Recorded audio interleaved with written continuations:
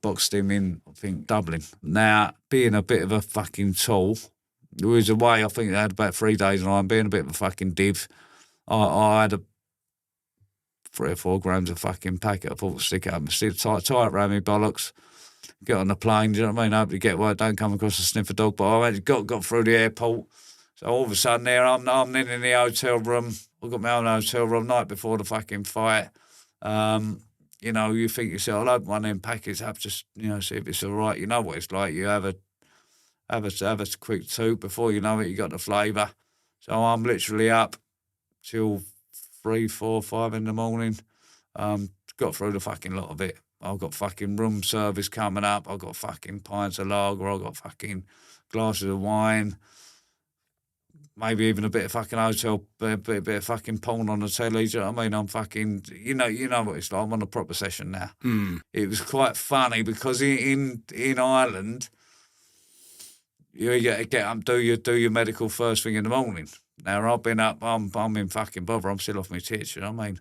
But in Ireland, they get you up to take your heart rate and all. They put you on a fucking treadmill. I'm thinking about getting hell's bells. So I'm on a treadmill. This is giving me the horrors. Honestly, I'm still coated off my tits. You know what I mean? I'm thinking, fucking hell, sure that ain't gonna fucking get me through this. You know what I mean? But I did got through the medical.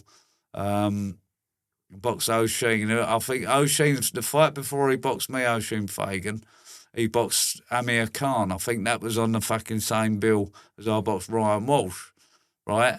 Now, he actually boxed her. I think he broke his fucking ankle during that fight and still carried on for now. He was one tough little fucker, 𝐬𝐮𝐬𝐜, he really was. But it was quite funny because although I was completely off my tits and I was fucking buzzed out. I was on it. I thought I had a proper good performance. We had a real good little scrap. And that was the night after being coached. So even then, it builds your confidence up. You can get heavily on the fucking lash and then fight again the next day. Do you know what I mean? It's fucking ridiculous. Did any of your opponents notice that you was off your tits? Probably not, to be fair. Probably not. But again, I was some nights I'll get in that ring and I was fucking awful. I was absolutely dreadful. Other nights I'll get in there when I was on a good and mate, I was fucking good. I'm like I say, so you couldn't lay a glove on me. I was fucking brilliant. But other nights I was absolute fucking pony. I might have been on a proper fucking session night before or something. Do you know what I mean? It was.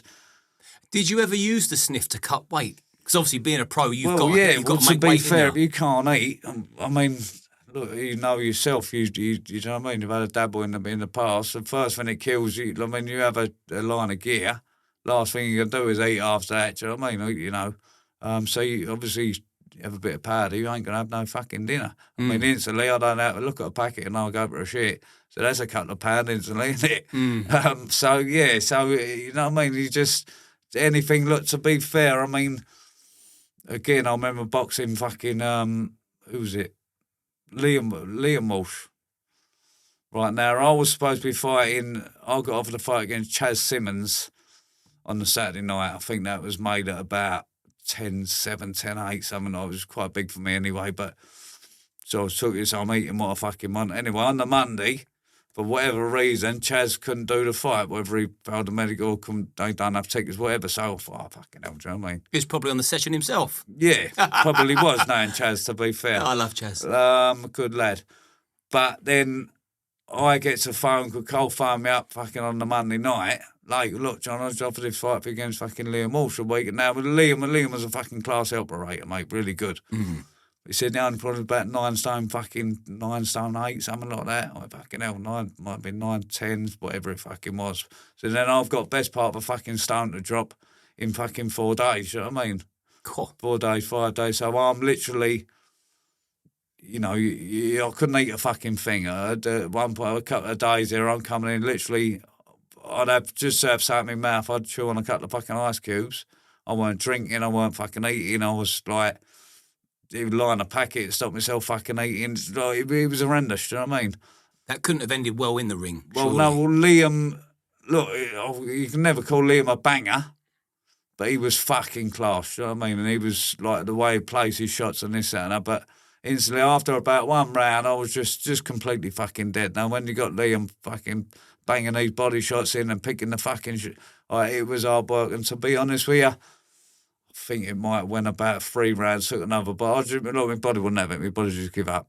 So like I said, I got genuinely stopped. But it was the only fight I ever had where I thought, Johnny, you need to go to fucking hospital here. Obviously, I never went to hospital because I'm a fucking idiot. But it was the only fight I'd ever had that I thought, this ain't right. Do you know what I mean? I felt ill. I thought, I'm going to go over now. Do you know what I mean? I thought I'm just generally going to be fucking in a bad way. Yeah. All this punishment, did you ever think I'm going to die? Yeah, a couple of times. Especially doing the extracurricular shit I was getting up to. Yeah, I felt I didn't feel healthy. Do you know, let's put it that way. In fact, considering the fact that you stood on tall buildings before contemplating whether you jump or not, was getting in the ring out your nut, was that a form of self-harm and you didn't care either way? I think a lot of it was. I mean, you're taking these fights. Look, to be honest with you, again, this is a really fucking backwards way of thinking about it. But in my head sometimes, I think it would have been perfect for me to die in the ring. Now, obviously, I know trying around gyms where people die, and it's a terrible thing to fucking say. It's disgusting, to be honest with you. But for me, look, dying in the ring now, look, in a way, you're still a bit of a hero as such. You know what I mean? Like, you ain't. Look, you know what it's like. You go and top yourself. Some people's attitudes is you took the coward's way out and this, that, and the other. Look, dying in the ring, or could have died a hero, but still got the end left your result. legacy. Look, do you know what I mean? I still would have been fucking dead. I ain't got to live with this depression and the shit anymore.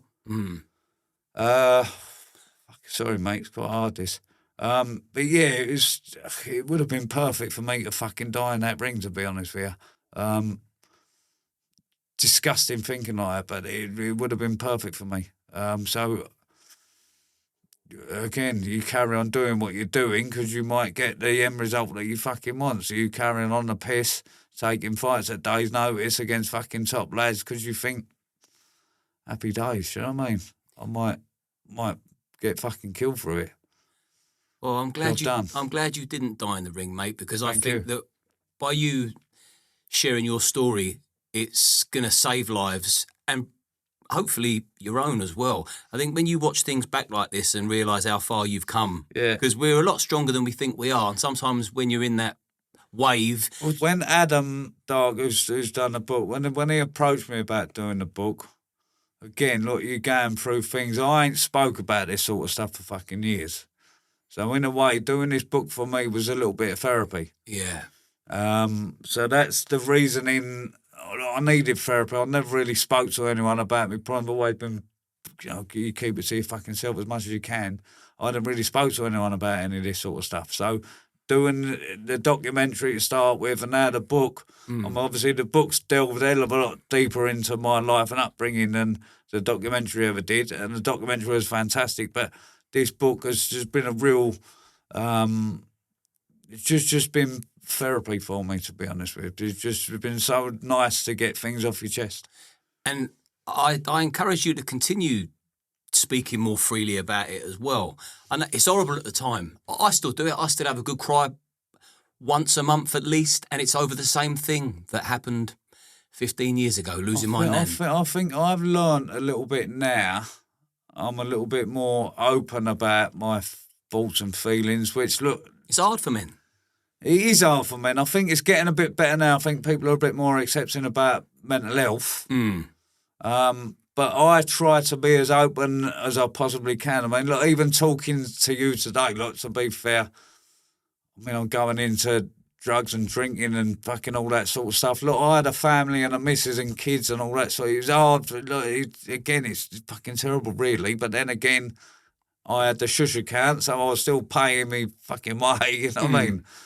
The kids were still doing I was going on holiday, and you know what I mean? The kids was dressed nice, was eating fucking steak for dinner, but I had that shush account and that bit of extra money, do you know what I mean? I had habits and it was fucking terrible, but I'd always kept that sort of shit to myself, so...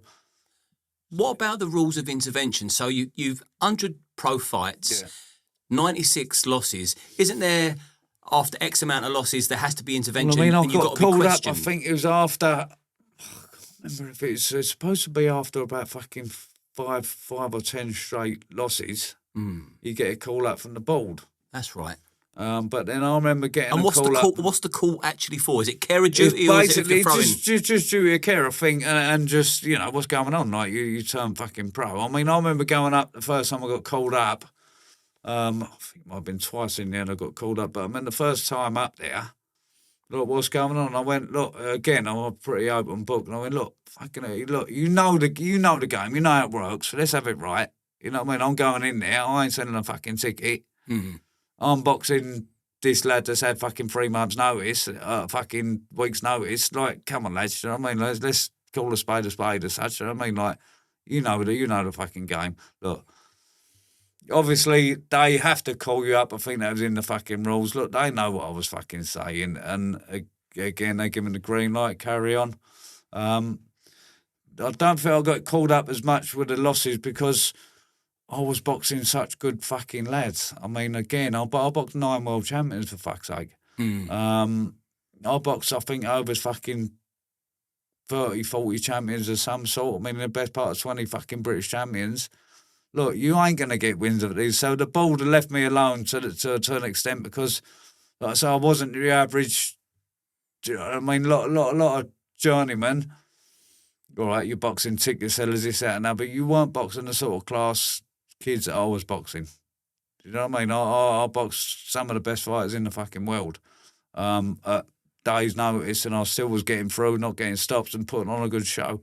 So I think, look, the board left me alone. I ain't stupid. I know how it works. That's pretty ruthless that the board would allow you to carry on, because you must have been visibly in a worse state than you thought at the time. When you're in the middle of that addiction, that's what it is, isn't it? Like, you think again, you're all right. Because you learn how to cover it up, don't you? I was covering it up, and look, if anyone's asking me, I was living up in the gym fucking twice a day and all that sort of stuff. Do you know what I mean? Like, you That's know, true see, you're not many addicts. You're not you only find in the lying gym. to other people, I suppose, in a way, you're even telling yourself I'm all right. I'm still down the fucking gym 5 days a week. I'm all right. So is You know what I boxing, would you say boxing was more of a sport or more of a business?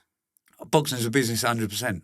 A brutal one at that. It is a brutal business, and to be honest with you, like I said, I've been around the Peacock Gym at the age of fucking 10, 11 years old. I've seen so many talented lads come in, they're brilliant, obviously can't sell a ticket, never done nothing, and never got anywhere near the level of some ticket sellers that can't fight half as good as them. Like I say, it's a fucking business. Like I say, you could be the best fighter in the world, but if you can't sell a ticket, and no one's, you know what I mean? Unless you're signed by a Frank Warren or a fucking Eddie Hearn, the small hall ain't got, like I say, you've got to pay for your own fucking fights. If you can't pay for your own fights, well, you ain't fighting. What was your main driving force? Why did you carry on losing? Well, look, to be honest with you, I mean, before the debut, I said to Cole, I'm going to have 100 fights. He went, fuck off, Johnny, you're not even had fucking one yet. I think that's not enough accent. So, but it was just. Look, to be fair, mate, the only goal I'd ever set myself in life was to have 100 pro fights. Even look, time I got to about fucking 70 or 80 fights. Look, in all honesty, my body had enough. My hands are completely shot to bits. My ribs are fucking completely shot to bits. My memories, my short-term memories fucking shot to bits. I knew I'd had enough, but I needed to get to 100. I needed that 100 fights.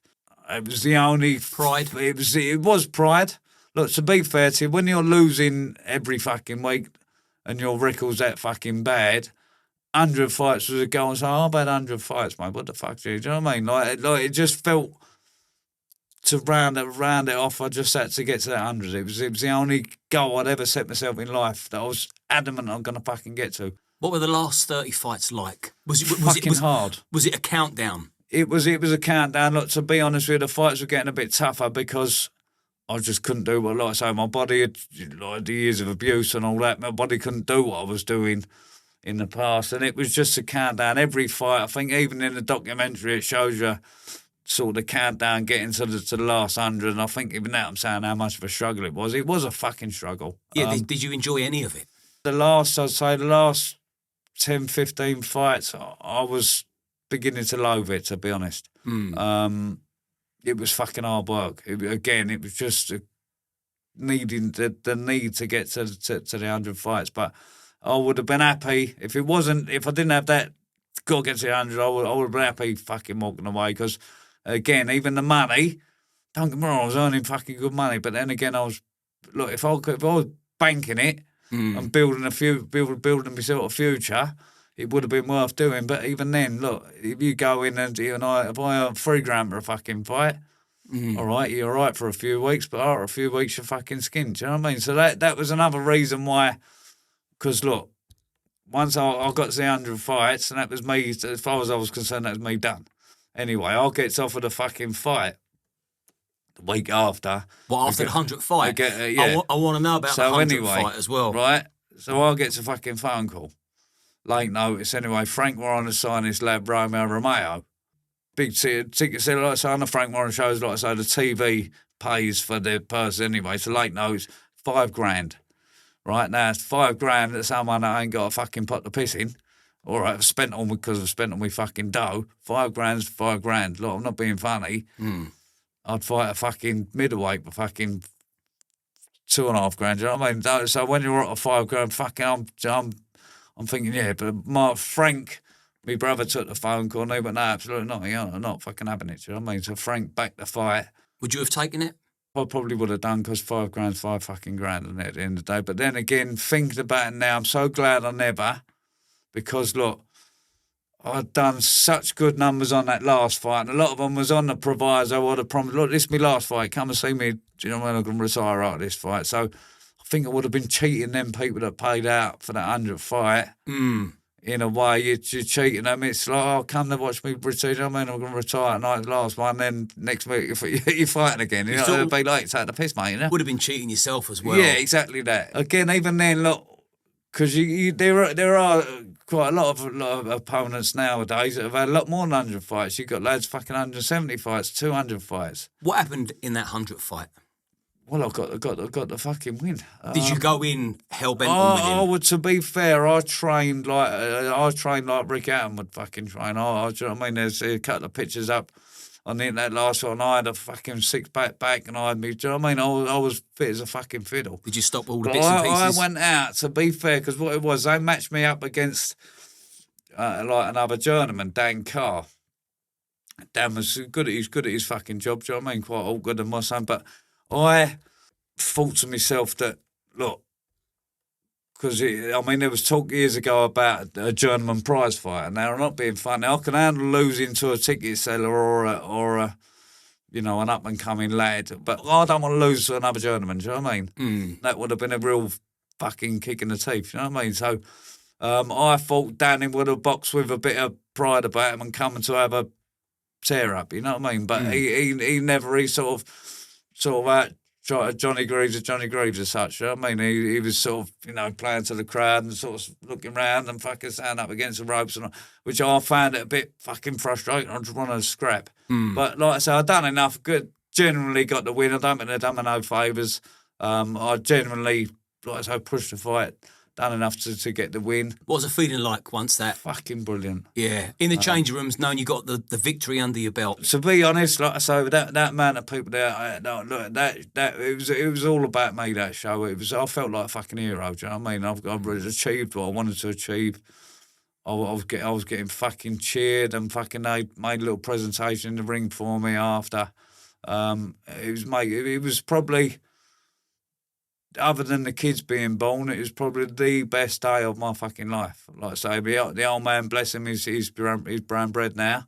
But he was there, my mum was there, my brothers was there, my missus was there. My kids had never seen me fight before because I wouldn't have them there anyway. Not kind of watch me get fucking beat. But my kids was there, Ruby and Teddy. Mate, like I say, I was literally cheered and treated like a fucking world champion. So it was the best day of my life, mate, to be fair. It was brilliant. That's lovely that your dad was there to see that. Yeah. Had you made up fully by then? Yeah, like, again, I think the older the old man got, sort of when I moved out and then sort of had my own kids and this, that, other, you know, the old man softened, his whole approach to life has softened a bit. Like I say, it was treating me like a fucking man, do you know what I mean? But the whole attitude of the old man changed, it's softened a hell of a lot.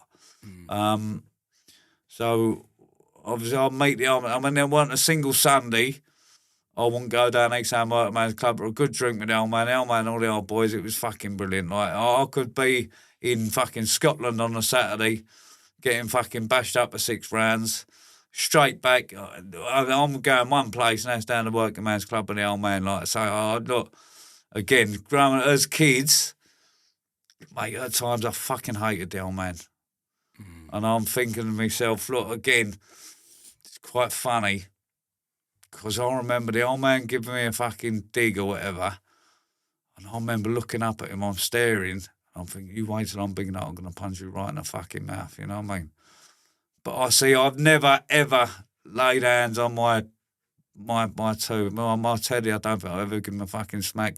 He's been a little shit at times. But see, I think I recognise that for you. If Ted was to look round at me, I think I recognise that fucking look. I just couldn't do it. I think a raised voice is enough as a man. You don't need to raise your hand. Yeah, like I said, I mean, I've been really lucky with my two because Teddy and Ruby have never given me no fucking terms of, or no cause for concern at all. They've always been fucking really well behaved. Never been in no trouble whatsoever. Both went to school. Me and my Teddy got a real good education now. Obviously, good. Look, he couldn't go out playing football with the boys and roll around the street because of his fucking feet. He was in that plaster cast having operations every fucking year or so, cutting his tendons and stretching his fucking legs. So he got stuck down into work, and now he works in finance. Now he works in a private bank in London. He's doing fucking brilliant. My little girl, Ruby, she's at dance college. She's a real talented little dancer. So hopefully something comes of that in terms of shows, whatever it is to come. But yeah, my kids have been fucking, look, just so opposite to me and my upbringing. But then again, I think they've grown up in a loving family. In a roundabout way, they've got their granddad to thank for your kindness and compassion. Yeah, I think so. You know, like, works in weird ways. Again, if life is a fun old thing, isn't it? But and what about you? How are you now? And what do you think your purpose in life is? I feel we need one to keep going. Providing for me fucking family at the end of the day. Like I said again, I pay the fucking bills. Without me, they're going to struggle. So look, that's another thing that keeps me when I'm down. That's the one thing that stops me from doing that fucking final act of actually topping yourself. What the fuck are my family going to do? That's the only thing that keeps you. I mean, sometimes it got that bad. I'm literally, if I was brave enough around the arsehole, I'd top myself. Then you think to yourself, my fucking kids going to do. Even still now. Feel? Even still now, to the day. Do you have therapy? Oh, you don't have therapy, do you? Don't know. I still taking antidepressants and stuff like that. Again, I've sort of learnt a bit when you got to sort of backtrack. I'll go quiet and inside myself. But sort of my brain, I know what I'm going through, and I know maybe in a week or two's time, or even tomorrow's, I might turn the corner and start getting back to being all right. But I think even my Vicky, she recognises, she knows when I'm going through a shit time, so she'll gets to read it. Yeah, she gets to read the mood a bit, and she'd be off my case a bit more than what she normally is. She'll turn a blind eye to that shush account. Yeah, exactly that. Look, to be fair, even then, look, now I think I've got control now. I'm not earning the money from the boxing what I used to. So obviously you can't afford to, like, again, one thing that does make you feel good about yourself is when I get paid, that's some money for the family. You know, if I had a little bit of money if she don't know about, I still might go out and get myself a fucking growing pole. I ain't got an habit no more at all, do you know what I mean? Do you still have a dabble? Yeah, every now and then, I can't lie. Again, I'd be a fucking liar if I said I live like a monk, because I don't. I still have a bit of powder every now and then. I don't like the fact, to be fair, I fucking disgust me sometimes. I think, you know, you're old enough now, fucking sort yourself out, Johnny boy, but it's just ingrained part of my it's part of me. I'm a prick at the end of the day, and that is what it is. I just don't look after myself. People have to admire your honesty, mate. What's the point? Look, if I'm sitting here feeding you a load of old tosh, look, my brother or my missus or my mate can listen to this and go, "You lying fucker." You know now that you've had a chat with someone, yeah, you know, over an hour, you've let out some inner feelings. Do you think maybe if you was to start having regular therapy sessions, it could be a way forward? Yeah, definitely. How's it felt? Yeah, look, it's nice. It is nice getting things off your chest. That's why I try to be an open book, because I think you sort of keep things in and you try to play something you're fucking not, and it gets me down. Do you know what I mean? So I think being open and being honest about things, look, it might even help other people. And I know it sounds a little bit fucking cheesy, like, you know, if I was saved one person, but my story might fucking help them out a little bit. Yeah, so, what would you say to anybody watching or listening that's battling something? We're all battling something and they're keeping it boxed in. What would your message of hope be? Mate, just try and open up. Just try and be honest and just open up, let it get out and walk out. Do you know what I mean? Just don't hold it in. So I'm going to round this up with a couple of more positive things, so that you leave a lot lighter and with a bit of a spring in your step. Who are your top 3 boxing idols? Oh, mate. Your 3 absolute favourites. Worldwide, 𝐿MT&x was my absolute fucking hero. Just vicious, good, brilliant fighter. British fighter was Colin Dynamo Dunn. I remember years ago he come down. He come down to let us have a little spar with him at 𝐬𝐮𝐬𝐫𝐞𝐿 Working Man's Club. And I was just always a massive fan. Like I say, his sort of shoulder roll style was absolute fucking brilliant. And even to a certain extent, look, Rick Atom was always, I would say, number 3, probably Rick Atom. Look, Ricky likes to piss up. Look, he had to put the work in when he was training for a fucking fight. He was dedicated as they come, do you know what I mean? But he was a bit like me. He was a bit of a pisshead. Yeah, so like I say, I mean, you know, I respect the geezer for that. They're your top 3. Yeah, Barrera worldwide was just for me. I was always a massive fan. Like I say, the Barrera Morales fights and all that. But even when he was up and coming, Barrera, I remember him boxing. Was it Richie Winton? I think it was. But just a ruthless, hard fucking Mexican. Do you know what I mean? He was just quality, class fighter, brilliant. Where can people find you and where can people buy your book? Well, I mean, the book is going to go on sale for Amazon. I think WH Smiths are going to stock it, Waterston's. We'd much prefer going down a private route, which there is on my Facebook and Adam Dark's Facebook. If you search 𝐿MT&x.com, you'll be able to find it on there. But look, again, it's a brutally honest story about life on the roads of the Journeyman. My upbringing around Upton Park.